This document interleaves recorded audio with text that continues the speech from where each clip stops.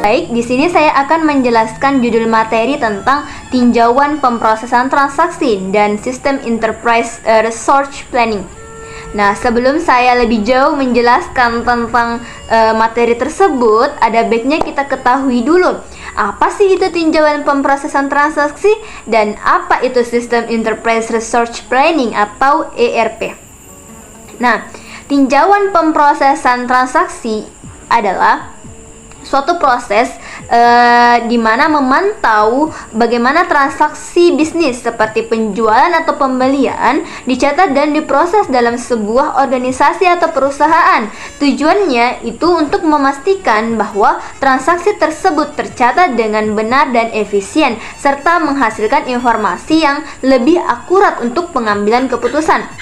Nah, adapun sistem Enterprise Resource Planning atau singkatan dari ERP, di mana ini adalah perangkat lunak yang dapat membantu perusahaan mengelola berbagai bagian operasional seperti keuangan, produksi, dan persediaan dalam suatu sistem yang saling terintegrasi. Nah, ERP juga memudahkan pemrosesan transaksi bisnis secara otomatis dan memberikan informasi secara real time untuk mendukung keputusan yang lebih baik. Nah, secara sederhana, ERP ini dapat membantu perusahaan mengelola dan menghubungkan semua aktivitas bisnis untuk meningkatkan efisien dan akurasi informasi. Baik, langsung saja masuk ke materi pertama. Di sini ada 4 bagian dari siklus pengolahan data dan aktivitas utama masing-masing bagian. Nah, perlu kita ketahui siklus pengolahan data adalah suatu proses yang digunakan dalam mengumpulkan dan menghasilkan informasi yang dibutuhkan oleh perusahaan. Nah, baik, langsung saja ada 4 bagian utamanya dalam siklus pengolahan data. Yang pertama, kita kumpulkan datanya.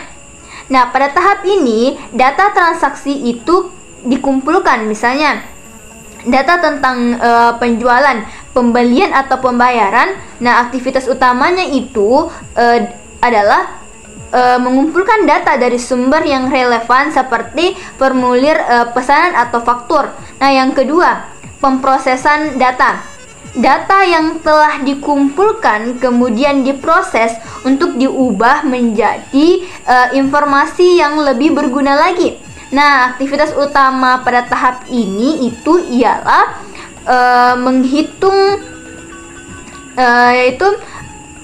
menghitung jumlah atau mengklasifikasikan data dan melakukan perhitungan lainnya yang diperlukan.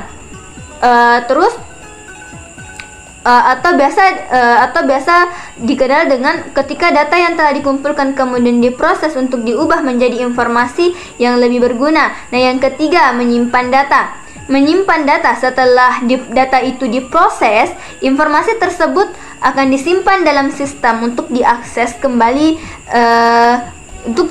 nanti. Nah, aktivitas utama pada tahap ini adalah menyimpan data dalam database atau sistem komputer yang aman. Nah, yang keempat, pengeluaran informasi. Nah, setelah data diproses dan disimpan, informasi yang dihasilkan itu digunakan untuk laporan atau pengambilan keputusan. Nah, aktivitas utamanya ialah menyajikan informasi kepada pihak yang membutuhkan, seperti manajer atau pemangku yang berkepentingan. Adapun materi yang kedua, menjelaskan dokumen dan prosedur yang digunakan untuk mengumpulkan dan mengolah data transaksi. Nah, di sini dalam mengumpulkan dan mengolah data transaksi, perusahaan biasanya itu menggunakan berbagai dokumen dan prosedur, di mana di sini ada 2 yang saya akan jelaskan. Yang pertama, dokumen transaksi. Dokumen transaksi ini berfungsi sebagai bukti transaksi seperti faktur, kwitansi, atau bukti penerimaan barang. Nah, dokumen ini digunakan untuk mencatat informasi yang diperlukan mengenai transaksi yang terjadi. Yang kedua, prosedur pengolahan data. Nah, prosedur ini mengatur bagaimana data transaksi itu dikumpulkan atau diproses lalu disimpan. Misalnya prosedur pencatatan faktur yang masuk atau prosedur pengolahan pesanan pelanggan. Nah, dokumen dan prosedur ini akan membantu dan memastikan bahwa data yang dikumpulkan adalah akurat, lengkap, dan sesuai dengan aturan yang berlaku. Adapun materi yang ketiga, cara menyimpan informasi dalam sistem informasi berbasis komputer. Nah, informasi yang telah dikumpulkan dan diproses perlu disimpan dengan cara efisien dan aman. Cara menyimpan informasi dalam sistem informasi berbasis komputer itu ada 3. Yang pertama, database, di mana database ini menyimpan data yang terstruktur. Data disimpan dalam tabel yang dapat diakses dan dikelola dengan mudah. Yang kedua, menyimpan elektronik. Nah, selain database tadi, informasi juga dapat disimpan dalam bentuk file elektronik, misalnya file teks yang dapat dengan mudah diakses dan dicari. Nah, yang ketiga, keamanan data. Ini perlu sekali karena dapat memastikan bahwa informasi yang disimpan aman dan tidak mudah diakses oleh pihak yang tidak berwenang. Biasanya ini dilakukan dengan menggunakan password atau enkripsi data.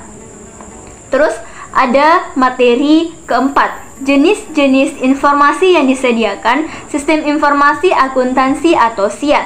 Sistem informasi akuntansi atau SIA menyediakan berbagai jenis informasi yang penting untuk pengelolaan dan pengambilan keputusan, di mana itu ada 4. Yang pertama, laporan keuangan.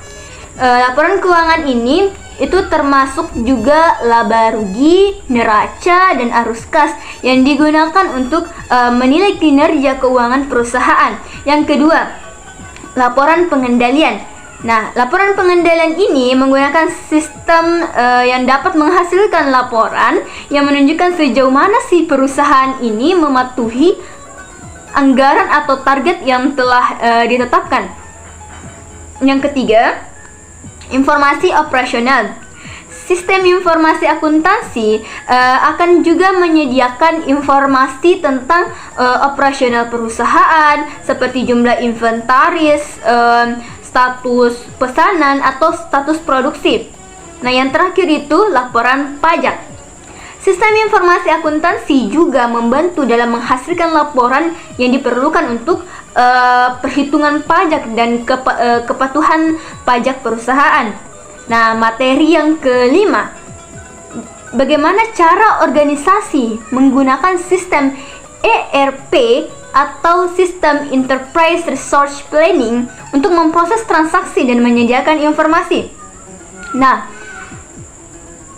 di mana sistem ERP ini suatu perangkat lunak yang membantu perusahaan dalam mengelola berbagai fungsi bisnis, termasuk pemrosesan transaksi. Nah, ERP ini digunakan untuk mengintegrasikan berbagai bagian perusahaan sehingga informasi dapat diproses secara efisien. Nah, adapun beberapa memproses transaksi dan menyediakan informasi itu, yang pertama, memproses transaksi itu ketika ERP itu dipermudah dalam pemrosesan transaksi dengan menghubungkan berbagai fungsi bisnis. Misalnya, ketika ada penjualan, sistem ERP akan secara otomatis mengupdate persediaan tersebut atau menghasilkan faktur dan mencatat transaksi ke dalam laporan keuangan. Nah, yang kedua, menyediakan informasi secara real time. ERP dapat memungkinkan perusahaan untuk melihat bahwa informasi secara real time ini dapat membantu manajer untuk membuat keputusan lebih cepat dan berdasarkan data yang akurat. Nah, yang ketiga, mengintegrasikan fungsi-fungsi bisnis, di mana ERP ini dapat menghubungkan berbagai departemen seperti pemasaran, keuangan, produksi, sehingga data ini dapat saling berbagi. Misalnya, Ketika departemen penjualan menginput data pesanan, departemen produksi atau pengiriman bisa langsung memprosesnya tanpa harus menunggu input manual. Nah, dengan sistem ERP, perusahaan bisa mendapatkan efisiensi yang lebih tinggi dalam mengelola transaksi, kecepatan dalam menyediakan informasi yang dibutuhkan, dan pengendalian yang lebih baik terhadap operasional bisnis secara keseluruhan.